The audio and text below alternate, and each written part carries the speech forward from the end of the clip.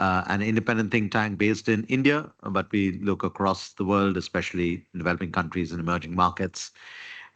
We've all heard the phrase, what gets monitored gets managed.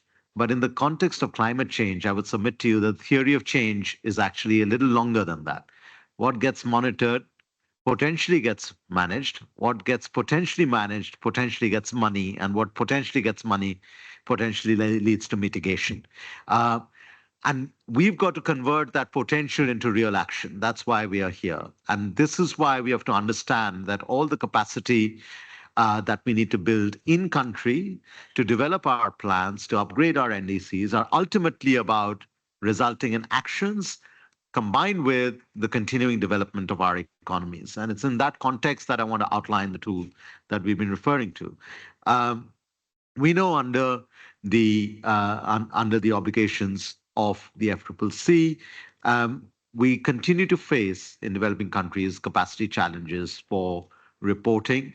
There are only about four developing countries that managed to submit their fifth biennial update report. Only 13 have submitted the fourth BORs, and of course now under the Paris Agreement, we have the biennial transparency report, which was just referred to. And the deadline for that is already approaching. Only 9 countries have submitted their BTR so far. So it's not, as Oleg was just mentioning, it's not just about checking the box and fulfilling a commitment. It is about how do you convert that into an opportunity for assessing the capacity needs, but also what that then leads to in terms of opportunities that arise. So how is CEW, my institution, contributing to this space? Number one, we've of course been looking into the negotiations around transparency, the rule book, etc. Number two, we've been looking at how these obligations are adhered to. We are research on monitoring, reporting, and verification arrangements for climate actions continue.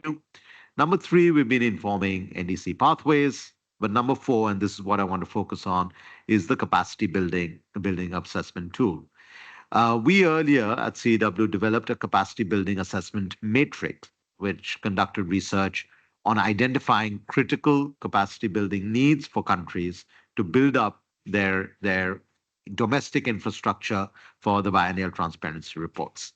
And then we're happy to report that in collaboration with the UNFCCC, CEW has developed the Enhanced Transparency Framework Capacity Building Tool, which helps countries ascertain their capacity constraints and adhere to the reporting requirements. Now, this is the first of its kind tool, at the center of which are capacity indicators that are developed based on the best practices that have been adopted globally.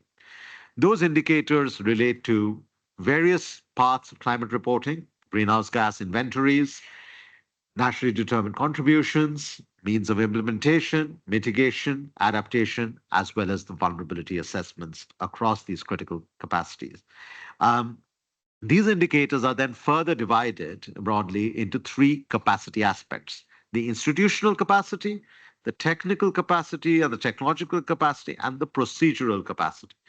So assessments are then undertaken on each of these aspects and indicators, which are then fed into the overall outcome to help understand what is the kind of need a country has in developing that domestic capacity, putting it out in the public domain, getting insights from national experts, but also reaching out to international partners for the support. This tool will then help establish a country's baseline capacity. It will highlight the areas where national needs have been addressed, but also bring forward other critical needs for the development of long-term sustainable institutional capacity. The assessment will also identify where both financial but also non-financial support has been received and needs to be received. And then it will help facilitate the formulation and the improvement plans and inform the inputs into the biennial transparency reports and the capacity building initiative for transparency.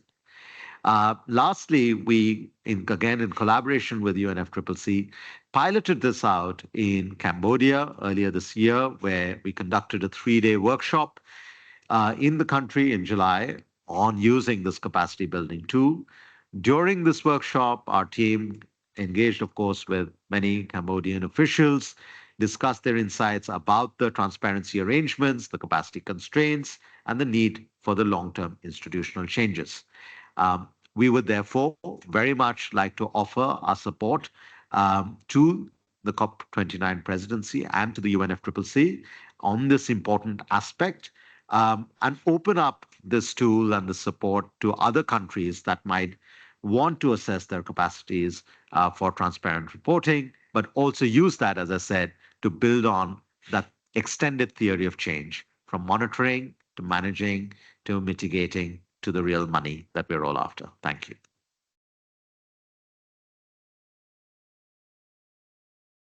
Very much, our three distinguished panelists.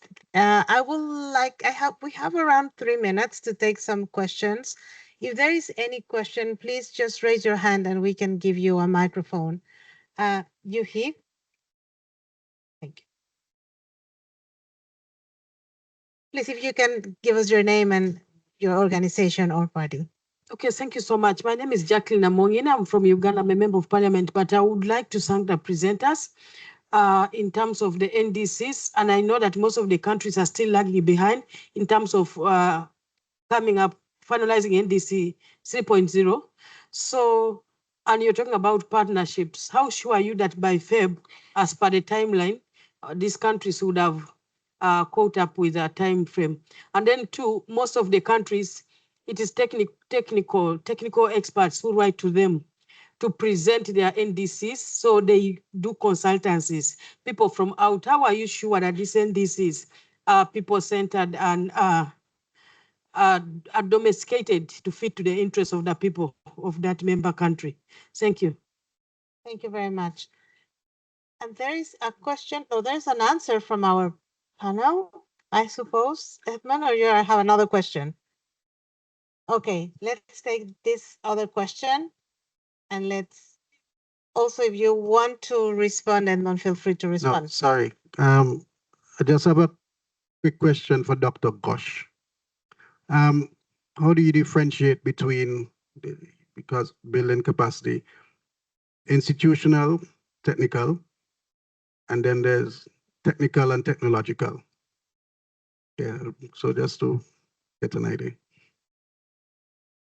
Thank you very much. Stephanie, do you want to? Thank you. Sure. So I can speak to your question, and thank you for that. I think looking at where we are now in the year and the timeline for submission, it's really realistically very limited what can be done in terms of going in depth in many senses in the preparation of an NDC if a country is still starting, is starting just now, right? In that case, where countries are just starting to scope their NDC preparation exercise, a recommendation would be to really try and focus on the must-have of the NDC.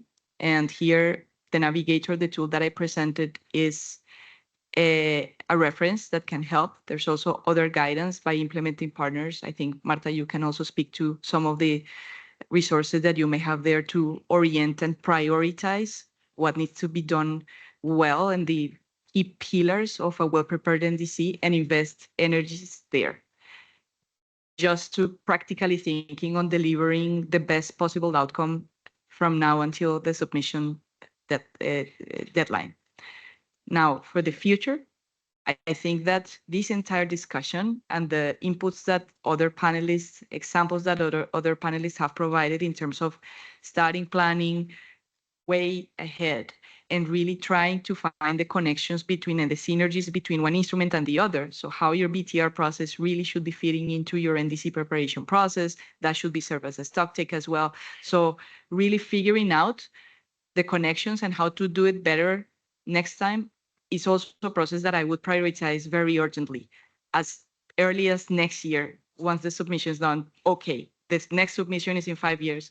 when are we going to start thinking about the resources that we need to fund this?